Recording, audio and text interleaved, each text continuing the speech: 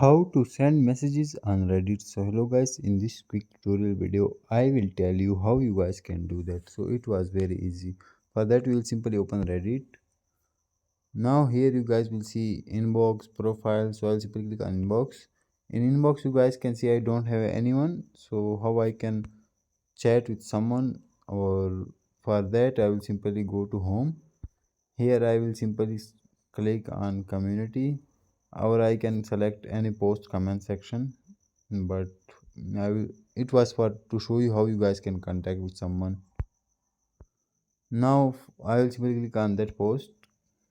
Here you guys can see comments, so I will simply want to send message to that man, so I will simply click on that profile.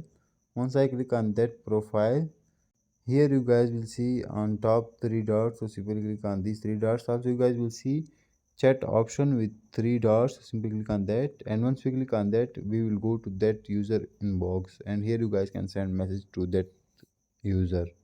Thanks for watching.